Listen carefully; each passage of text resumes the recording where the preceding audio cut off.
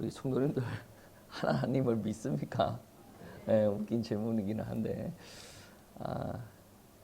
하나님을 믿고 자기 인생을 드린다라고 한 목사들도 때로는 흔들리기도 합니다. 얼마 전에 제가 아는 목사님이 전화를 주셔서 이런 말씀을 합니다. 만인 제사장설에 대해서 이야기하면서 여러분 아마 대충 알 겁니다. 루터가 왜 만인 제사장설을 주장을 해가지고 오늘날 교인들이 자기도 제사장이라고 하면서 목사를 무시하고 대적을 하고 이 제사장이라고 하는 것들이 교만해가지고 막 그런 이야기를 저한테 했어요. 그래도 제가 웃으면서 다 장단점이 있지 않겠습니까? 뭐 그런 이야기 했어요. 왜 그러한 이야기를 했냐면 저는 성도님들 중에 나도 제사장이다 하는 거는 좋게 생각합니다. 근데 나도 제사장이고 너도 제사장이고 막 그러면서 네가 잘못했고 이 삿대질하고 교만하게 하는 것은 양육이 잘못되지 않은가 저는 그렇게 생각합니다. 뭐 성숙이 안 됐거나 왜 그렇게 이야기를 하냐면 이 만인 제사장설이 처음에 나올 때 어떻게 나왔냐면 쉽게 이야기하면 왕 같은 제사장이다. 너희들은 왕 같은 제사장이다. 남은 제사장이 아니고 너희도 제사장이다라는 말이죠.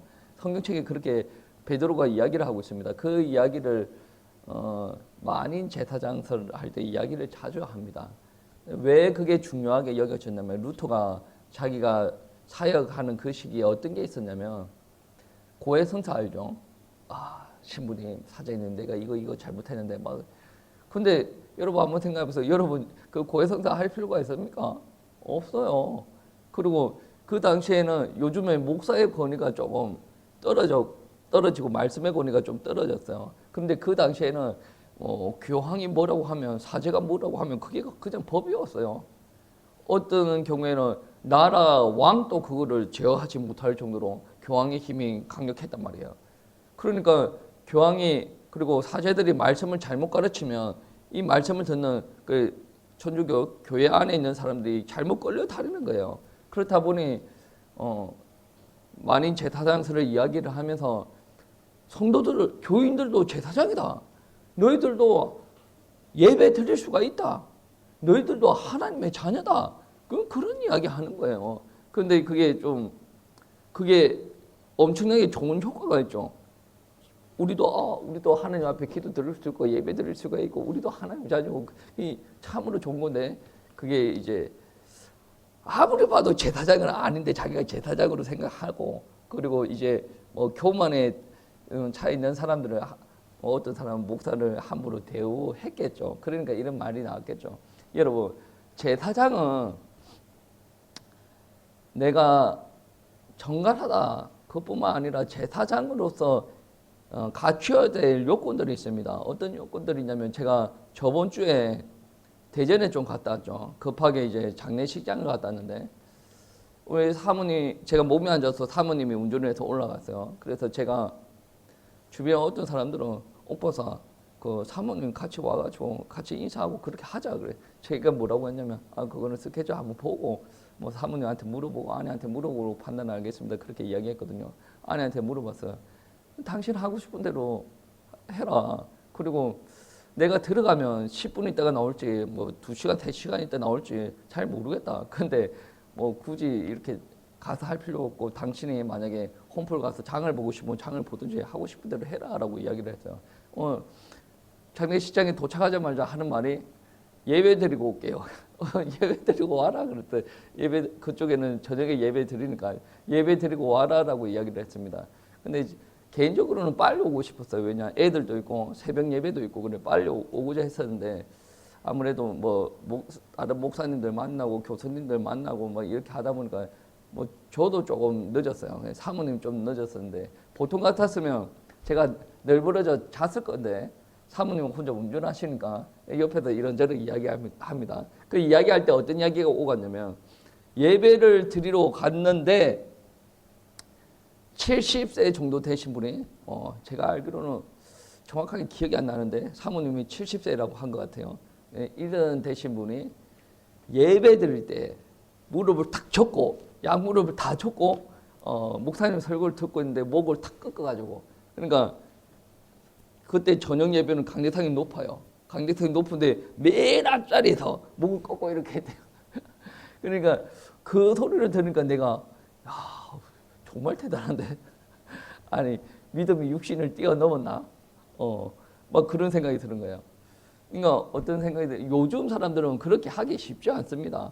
어떤 사람은 그렇게 했죠. 무슨 설교를 듣는데 맨 앞자리에서 그 나이 드신 분이 무릎을 딱 붙여가 딱 울었대요. 무릎을. 그러니까 딱 이래가지고 이렇게 아멘하고 설교를 듣고 앉았냐 그렇게 하겠죠. 그런데 그 사람이 본 하나님은 그렇다는 거예요. 그 사람이 본 하나님이 그렇다라는 것이 아니라 그렇게 하지 못한 사람들보다 더 큰 하나님을 봤다. 더 많은 것을 경험을 했다. 하나님의 거룩하심을 받고 하나님의 경외하심을 자기는 느낀다는 거지. 오늘날 신앙생활 하는 사람들 보세요. 교회 안에서 사랑합니다. 사랑을 그렇게 이야기를 합니다. 사랑을 그렇게 이야기하는데 그 안에 거룩이 없어요. 왜 사랑을 그렇게 이야기하면서 거룩은 이야기하지 않는가요? 아니 사랑도 하나님으로부터 오는 거고 거룩도 하나님으로부터 오는 거 아니에요. 이 교회가 하나님의 교회 아닙니까? 그러면 하나님께서 주신 것대로 회복되어야 되죠. 여러분 안에 들어있는 성령이 뭐 하나님의 영을 가장한 귀신입니까? 진짜 성령입니까? 하나님께서 주신 성령이 맞으면 하나님의 성품이 드러나야 되지 않습니까? 그 하나님의 성품이 뭐예요? 사랑밖에 없습니까? 오늘날 교회 가면 그렇게 사랑을 강조해요. 그리고 코로나 터졌을 때 예배 드리지 말자라는 거 할 때 사랑을 이야기했어요. 저는 어떻게 정답인가 정확하게 잘 모릅니다. 지금도. 그런데 사랑만 이야기해. 거룩은 이야기 안 합니다. 참으로 안타까운 이야기예요. 우리가 사랑을 하고 서로 섬기고 챙겨주고 서로 그게 너무 좋아요. 우리 교회도 그걸 많이 회복되었으면 좋겠어요. 그리고 뭐 공동체가 하나가 되어가지고 막 그것 또한 하나님의 성품입니다. 하나님께서는 공동체가 사방팔방 분쟁이 일어나고 찢어지는 것을 원하지 않아요. 여러분 여리고성은 어떻게 무너뜨렸어요? 하나가 돼서 돌았지 않습니까? 요단과 어떻게 갈랐습니까? 하나가 돼서 들어갔지 않습니까? 하나님의 성품이 하나예요. 하나로 연합을 해요. 하나님께서 하나를 이야기하셨는데 이놈의 사람들이 자기 생각들이 너무 많아. 그러니까 이 이야기 저 이야기 하면서 갈라지는 거지. 갈라지면 하나님의 역사는 일어날 수가 없어요. 하나로 모아져야 되는 거예요. 하나로 모아지는 것도 하나님의 성품이고 사랑도 하나님의 성품입니다. 그런데 이 땅에서 왜 거룩을 까먹느냐 말이에요. 거룩을 까먹었다 그러면 하나님은 한쪽 눈 가리고 만 거야. 아예 못 봤거나 아예 체험을 하지 못했거나 사랑으로 사람들을 포섭하기는 너무 좋아요. 근데 거룩이라는 것은 너무 부담스러워요. 어떻게 말하면 우리가 드리는 예배의 자세보다 무릎 꿇고 그 한 시간에 못 꿇고 이렇게 드리는 게 하나님을 더 경외하는 모습이 되어질 수도 있단 말이에요. 요즘 고민이 많아요. 예배의 자세에 대해서. 어떤 사람은 예배 드릴 때 너무 편하게 드리고 어떤 사람은 이렇게 다리를 꼬아가지고 드리고 어떤 사람은 아무 음료수 다 늘버려 틀어놓고 함부로 이야기하지 못합니다. 왜냐하면 마음은 좀 그렇습니다.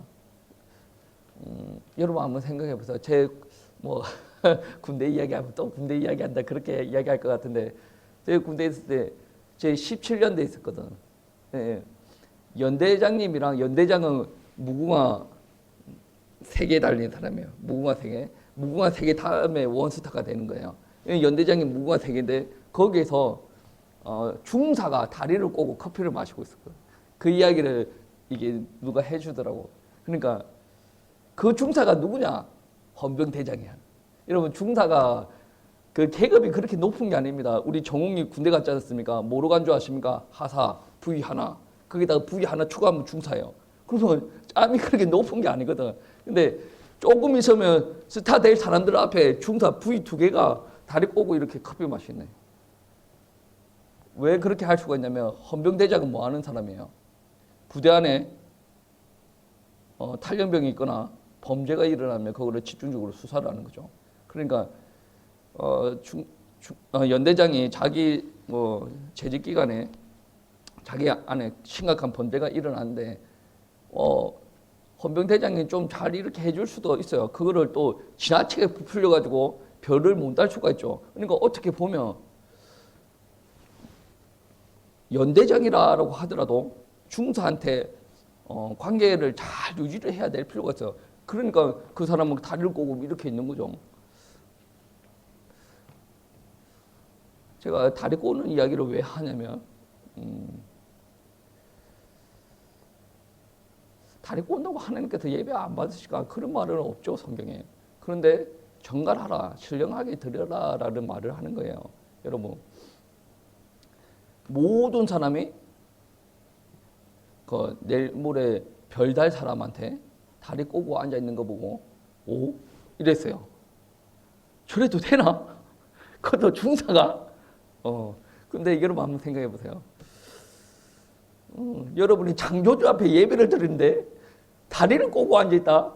그것도 중사도 아니고 그것도 죄인이 어떤 하나님의 자녀라고 하면서 이 피조물 아니에요.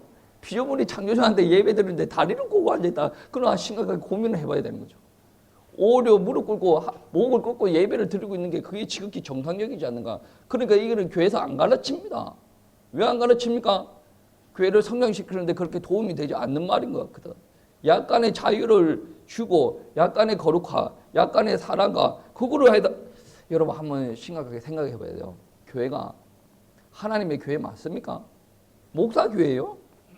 목사 교회면 목사 따라가면 되지. 목사 교회 맞습니까?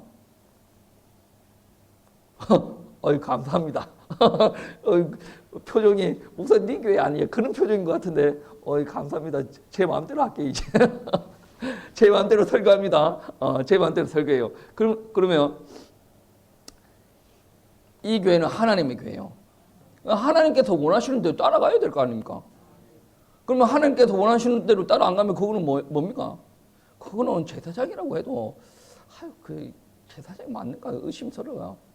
여러분 베드로전서 2장 2절 말씀해 보시면 이런 말씀이 있습니다. 예수 그리스도로 말미암아 하나님의 기쁘시게 받으실 신령한 제사를 드릴 거룩한 제사장이 될지니라.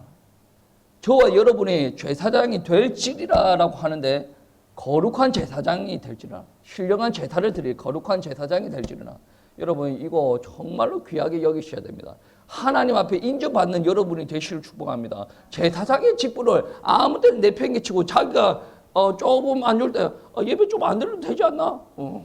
그럼 뭐 자기가 조금 유리하면 나 제사장인데 이런 또라이 같은 제사장인데 계속 이게 입에 붙어가지고 정신병자들입니다.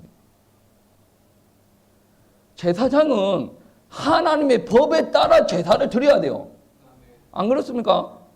여러분 구약시대에 제사 드리는 사람이 여러 명 나옵니다. 하나님께서 제사장으로 딱 지명하기 전에도 제사 드리라 말하라 하는 게 있어요.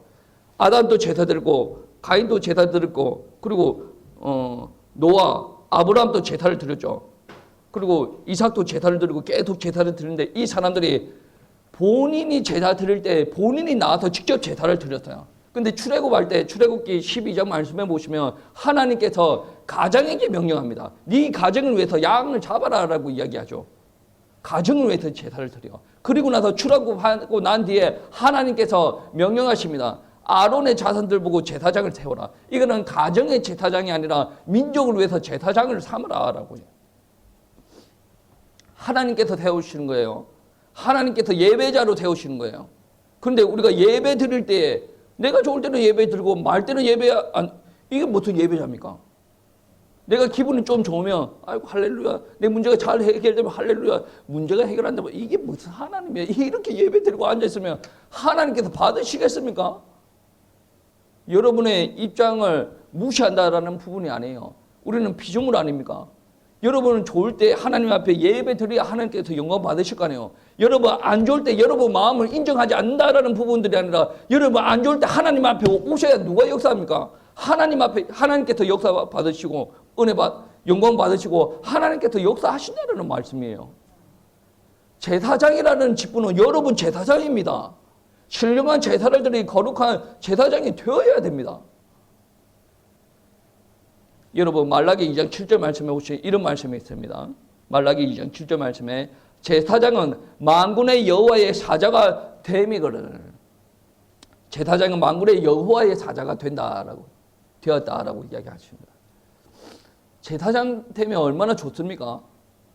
아론의 후손이 되어가지고 제사를 드릴 때 다 들어가는 것도 아닌데 하나님을 만나러 성막 안에 들어갈 때 어떤 일이 있느냐면 얼마나 좋습니까? 지금처럼 여러분 다 제사장이에요. 여러분 다 오셔가지고 하나님 앞에 예배 드리십시다가 아니라 민족 중에서 내가 특별히 부르심을 받았어요. 누구한테? 하나님의 부르심을 받았어요. 얼마나 설레겠습니까? 얼마나 자부심 많겠어요. 그런데 그 제사장이 들어갈 때 발에는 방울을 차고 밧줄을 달고 들어갑니다. 하나님을 만나러 들어갔을 때 물론 자기 나라 백성들의 죄를 사하는 일도 하지만 얼마나 프라이드가 있습니까? 그런데 하나님께서 그 제사장을 보시고 이 제사장에 죄가 있다라고 판단하실 때 그때는 하나님께서 죽이십니다. 그게 거룩이죠. 죄가 있으면 하나님께서 죽이셔요. 하나님께서 어떻게 죽이십니까? 그건 인간 생각이지.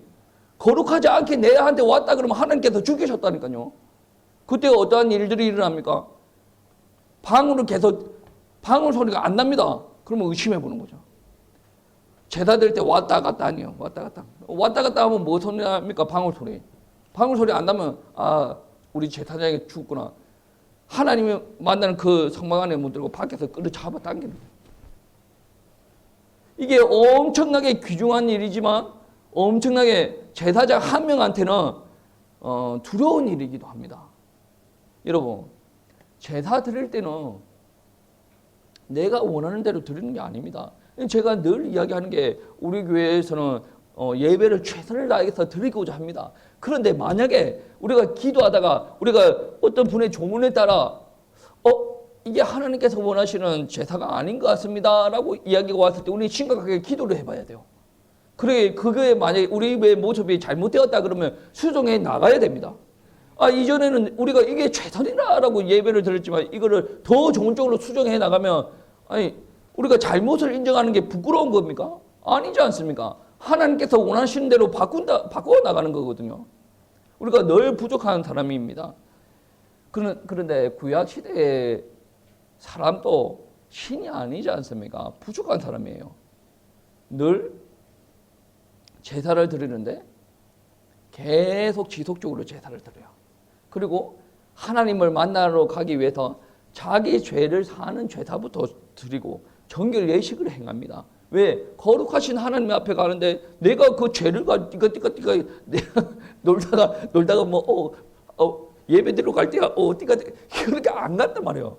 그러니까 자기가 완벽하지 않기 때문에 준비하고 하나님 앞에 들어가요. 준비하고 들어가도 거기서 죽고 나오는 사람들이 있다는 거예요.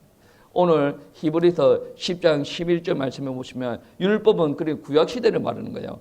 율법은 장차 올 좋은 일의 그림자일 뿐이요 참 형상이 아니므로 해마다 늘 드리는 같은 제사로는 나아오는 자들을 언제나 온전하게 할 수 없느니라. 그러니까 구약의 제사는 그림자다. 그러니까 성막에서 제사장이 드리는 것이 그림자이다. 그럼 그게 그림자면 실제는 누구예요? 실체는 누굽니까? 예수님 오실 것을 예비하면서 그렇게 제사를 꾸준히 드려 나갔다라는 거예요. 근데 이게 그림자라면 실제는 누구예요? 예수님이었다라는 말씀이에요. 10장 2절 말씀에 보시면 그렇지 아니하면 섬기는 자들이 단번에 정결하게 되어 다시 죄를 깨닫는 일이 없으리니 어찌 제사 드리는 일이 그치지 아니하였으리요. 계속 그치지 않고 제사를 계속 드렸다는 거예요. 제사장이 계속 제사를 드렸다는 거예요. 이 말은 계속 제사를 드리게 하셨다. 하나님께서 그렇게 법을 정하셨다. 완벽한 제사가 아니라 계속 하나님께서 제사를 드리게 하셨다. 이 제사 드리는 날마다 사람들은 자기 죄를 돌아보고 하나님 앞에 와서 죄를 짓는 일들을 계속 해 나가셨다라는 거예요. 이 제사가 하나님 앞에 우리 죄를 정결하게 깨끗하게 하시는 예식이지만 이게 완벽하지 않으니 계속 절기마다 죄를 범할 때마다 하나님 앞에 제사를 드렸다라는 말씀입니다. 히브리서 10장 11절 말씀해 보시면 이런 말씀이 있죠.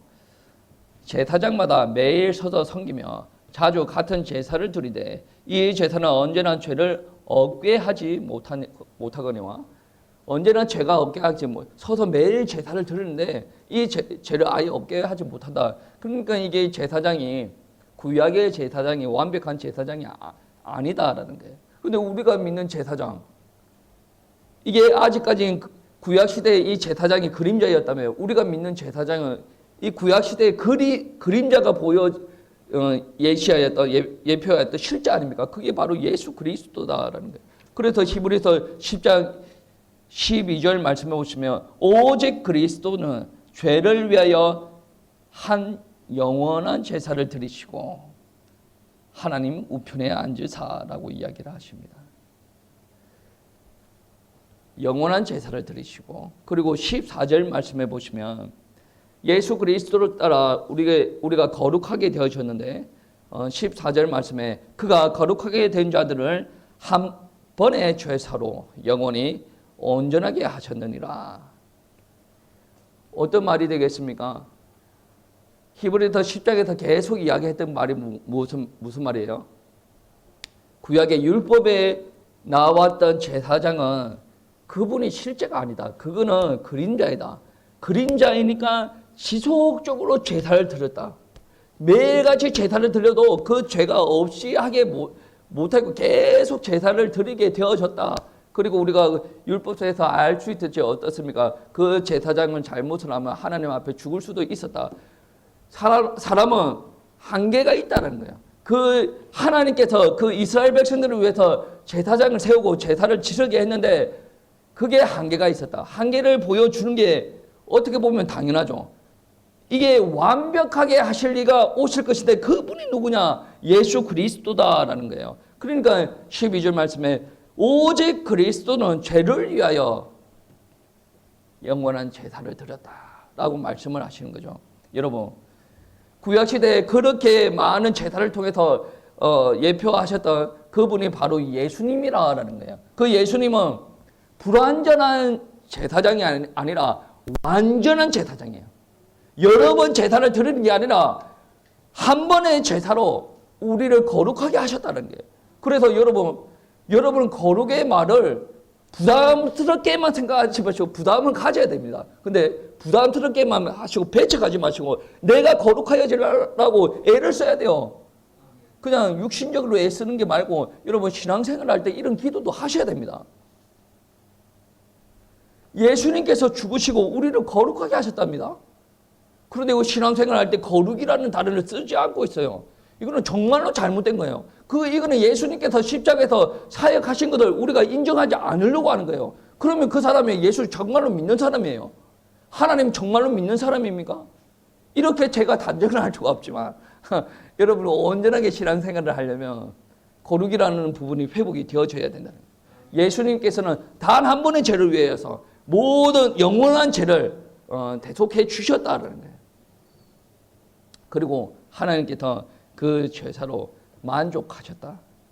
구약에는 여러 번 해도 제 문제가 계속 이루어졌는데 예수님께서는 단 한 번의 제사로 우리의 제 문제를 완벽하게 해결하셨고 그것도 어중간하게가 아니라 거룩하게 해결하셨다는 거예요. 마가복음 10장 45절 말씀에 이런 말씀이 있습니다. 인자가 온 것은 성김을 받으려 함이 아니라 도리어 섬기려 하고 자기 목숨을 많은 사람의 대속물로 주려 함이니라. 아멘. 아멘 하십시오. 아멘. 예. 우리가 누구예요? 죄인 아닙니까? 여러분 제가 창세기 이야기를 자주 꺼내는 말이 뭐냐면 우리는 죄를 범하면 어떻게 되어집니까? 죽어야 됩니다. 죄의 대가를 치러야 됩니다. 이거는 하나님의 법이에요. 그런데 하나님께서 다행스럽게도 우리의 죄의 대가를 치르는 방법을 하나님께서 설정해 주셨는데 약속으로 주셨는데 그 방법이 야 경건아 니 가서 죽어. 그 방법이 아니에요. 지가 죄를 범하고 지가 죽는다고 해서 이 죄의 문제가 해결되어집니까? 하나님은 해결되어지지 않는다는 거예요. 그래서 내가 이 말씀을 줬고 그리고 너가 죄를 범했는데 내가 내 방법대로 이 죄 문제를 해결할게. 내 아들을 보낼 거니까 이 아들이 그 죄에 대한 죄의 값을 치르는 제사의 대속물로 드려질 것이다. 그게 어디입니까? 십자가 아닙니까? 그 대속물로 온전히 드려지는데 그 십자가에서 죽으신 예수 그리스도의 대속물로 말미암아 너희 죄값 다 치러줄게. 그러면서 그 제사를 하나님께서 헌량하셨다라는 거예요. 우리의 죄의 모습들을 보고 하나님께서 진노하셨어요. 구약 시대뿐만 아니라 신약 시대에도 하나님께서 그 죄의 모습을 진노하셨다라는 말씀입니다. 근데 하나님께서 그 예수 그리스도께서 십자가에 돌아가시는 그 모습을 보고 우리를 진노하셨다가 예수께서 흘리신 그 피로 말미암아 하나님께서 진노를 멈추시고 우리 죄인과 하나님의 관계가 화목하게 되었다라는 것이 바로 성경에서 던지는 메시지라는 거예요. 그러니까 우리는 예수님을 믿으면 어떻게 되어집니까? 우리가 제사장이라고 우리에게 이야기할 수 있는 게 뭐냐면 참 제사장 대신 예수님께서 십자가에서 죽으시고 부활하셨고 우리의 죄와 우리의 모든 문제를 해결하셨고 우리를 하나님의 자녀를 삼아주셨는데 이거를 믿는 순간에 예수님이신 그분이 참 제사장이신 그분이 나에게 들어온다는 거예요. 내주하신다는 거예요. 그러면 나는 제사장이 맞습니까? 안 맞습니까? 그러면 여러분 제사장이 맞으면 여러분이 원하는 대로 살아가는 게 아닙니다. 여러분이 하고 싶은 대로 예배 드리는 게 아니에요. 저는 그렇습니다. 이런 대신 그분이 무릎 꿇고 이렇게 이 각도보다 더 큰 각도 꿇고 예배 드릴 때 그게 하나님께서 원하시는 거면 우리 예배 자세 다 바꿔야 돼요. 그렇게 하세요라는 말은 아니에요. 근데 예수님의 입장에서 하나님의 입장에서 생각을 해보면 너무 자기 마음대로 예배를 드리는가. 예배를 하나님께서 예배 받는 분이 누구예요? 하나님 아니에요. 예배 받는 분이 하나님입니다. 내가 제사장인데 뭐 내 마음대로 드리지 뭐. 이게 아니란 말이에요.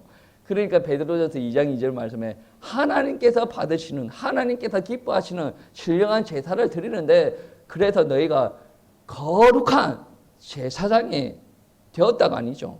될지니라. 우리가 그렇게 해 나가야 됩니다.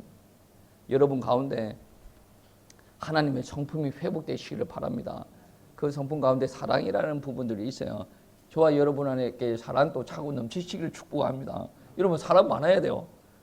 오늘 그 예수님 때문에 자매도 사랑하고 예수님 때문에 형제도 사랑하고 예수님 때문에 저 왼수도 사랑하고 예수님 때문에 그거는 늘 많이 들었어요. 여러분 이거는 정말로 여러분 안에 예수님의 사랑이 회복이 되시면 그렇게 되어집니다. 저와 여러분도 그렇게 되어져야 됩니다. 근데 거룩이라는 부분들도 마찬가지죠. 거룩이라는 부분 단순히 죄를 떠나고 단순히 나쁜 짓 안 하고 그런 게 아니라 간단하게 이야기하면 하나님께서 원하시는 대로 살아라. 예배의 모습도 하나님께서 원하시는 대로 예배 드려라. 아멘 하세요. 예, 아멘 하세요.